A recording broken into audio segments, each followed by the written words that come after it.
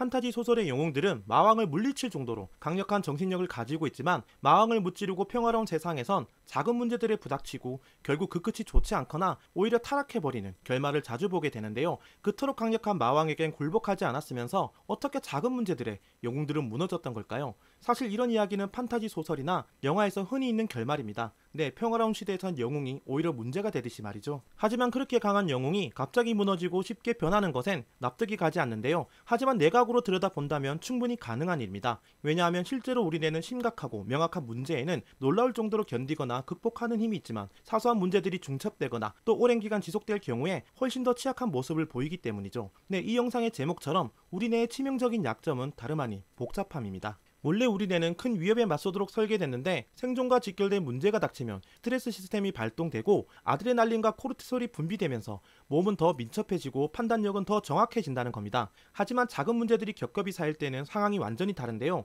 이때는 생존의 위험으로 인식되지 않기 때문에 강력한 방어 메커니즘이 작동되기보다 갈등을 인지하고 조정하는 전측 대상 피질과 행동할 가치가 있는지 판단하는 아나 전두 피질이 끊임없이 고민하게 됩니다. 그리고 이 끝없는 고민은 결국 이 두 영역을 가부화시키죠. 네, 결과는 뻔합니다. 지속된 고민에 어느 하나 쉽게 실행하지 못하고 금세 지치며 결국 무기력해지는 상태에 이르는 것이죠. 실제로 이런 게으름이란 현상이 있는데 해야 할 일을 떠올리는 그 순간 행동하기도 전에 의지가 꺾이는 현상을 말합니다. 예를 들어 공부를 해야겠다라고 생각하는 그 순간 공부할 책이 어디 있는지 헷갈린다면 이 단순한 문제가 복잡함을 초래하는데요. 즉 공부할 책을 들고 의자에 앉으면 될 것을 어디 있을지 모를 책을 먼저 찾아야 하는 이 문제 하나가 추가되므로 우리 뇌는 복잡함을 느끼고 공부를 시작하는 것에 주저한다는 겁니다. 네, 마치 깔끔한 부엌에선 쉽게 요리를 시작할 수 있지만 설거지가 쌓인 싱크대, 어지러운 부엌에선 쉽게 요리를 시작하기가 어렵다는 것이죠. 네, 이렇게 사소해 보이는 문제 단 하나라도 추가되면 우리 뇌는 그 일이 복잡하다 판단하고 동기는 급격히 떨어지며 아예 시작할 생각조차 하지 않을 수 있다는 것이죠.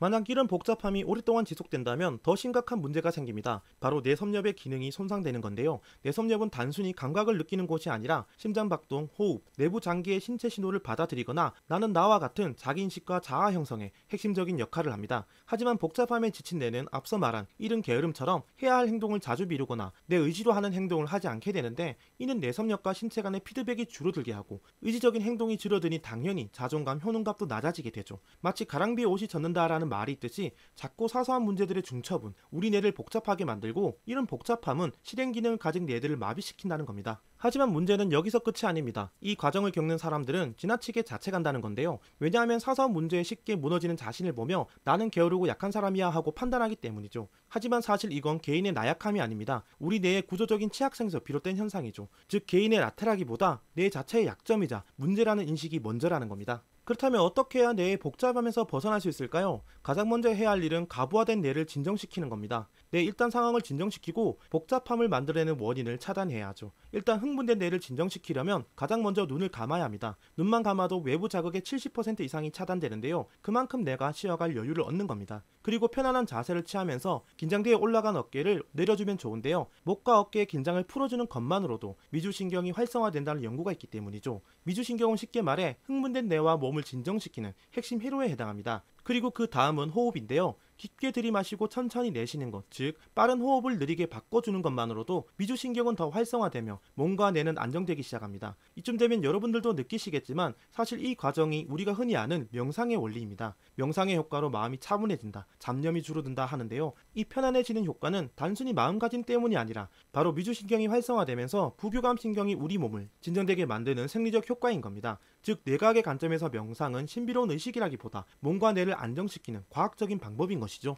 이제 내가 어느 정도 진정됐다면 현재 내 상태를 있는 그대로 들여다보는 겁니다. 아, 지금 많이 흥분했구나, 지쳐있구나 하면서 말이죠. 이렇게 나를 관찰하는 것만으로도 배외측 전전두피질이 깨어나는데요. 가장 합리적이고 이성적인 뇌에 해당하는 곳이죠. 다만 여기서 주의할 점은 지금 내 상태를 보고 다시 힘내야지 하고 무리하거나 한심해하며 자책하지 말아야 합니다. 만약 그렇게 한다면 겨우 잠잠해졌던 감정의 뇌가 다시 폭발할 테니까요. 네, 마치 파업을 하듯이 말입니다. 이렇게 이성의 뇌를 활성화시켰다면 이제 이성의 뇌에게 힘을 줘야 합니다. 앞서 우리 뇌는 복잡함 때문에 행동을 실행하게 하는 뇌 영역들이 마비되었고 한편 복잡함을 높이는 뇌 영역에게 에너지가 쏟아지고 있었죠. 이젠 그 에너지를 전전두엽 방향으로 바꿔야 하는데요. 마치 흐르고 있는 물을 다른 방향으로 바꾸듯이 말입니다. 이때 도움이 되는 것은 이제 눈을 뜨고 정면을 약 2분 동안 뚫어져라 바라보는 건데요. 그럼 활성화되는 뇌 회로가 있는데 바로 집중 회로입니다. 우리 뇌는 신기하게도 어떤 일을 집중하게 되면 복잡함이 사라지고 잡생각들도 줄어드는 효과가 있는데요. 왜냐하면 집중하게 되면 전전두 효과, 두정엽이 연결되는 집중회로에 에너지들이 더 많이 모이기 때문이죠. 그리고 동시에 집중을 방해하는 뇌 활동을 억제하는데 이를 뇌의 정렬 현상이라고 부릅니다.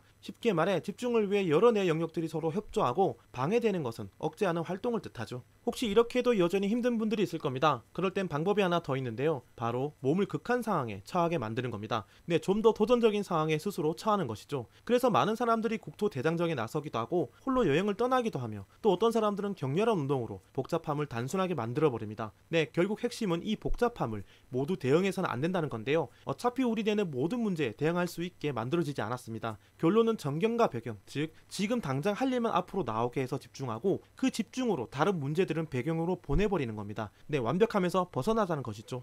저는 요즘 정말 힘든 사람들의 사연을 읽게 되는데요. 그 사연들을 읽어보면 정말 신이 있을까 하는 생각도 하게 됩니다. 하지만 의문이 드는 것은 이렇게 힘든 상황에서 왜 여기다 글을 썼을까 하는 생각인데요. 하지만 이런 문제들을 SNS에 공개하게 되면 앞서 말한 내섬력과 ACC의 부담이 완화된다는 연구가 있었습니다. 왜냐하면 악플도 있겠지만 대부분은 응원의 글이 많기에 뇌의 부담이 줄어드는 것이죠. 게다가 사회적 지지는 도파민뿐만 아니라 옥시토신이란 신경전달 물질도 증가하는데요. 옥시토신은 사회적 안정감을 증가시켜주는 효과가 있습니다. 네, 비록 온라인이지만 우리 뇌는 사회적으로 안정감을 느낀다는 것이죠. 그리고 비싼 사정의 사람들의 글을 볼 수 있는데 이는 큰 위로가 될 겁니다. 네, 혼자가 아니라는 생각이죠. 그래서 저는 절대로 그 어려움을 혼자 안고 있지 않았으면 좋겠습니다. 주변 사람들에게, 정신과 전문의에게 그것조차 효과가 없고 부담이 된다면 익명의 계정으로 SNS에 나의 사정을 말하는 것도 좋겠죠. 그냥 내 솔직한 마음을 적는 그 순간부터 우리 뇌는 부담을 내려놓고 조금씩 정상으로 돌아올 테니까요. 오늘은 여기까지입니다.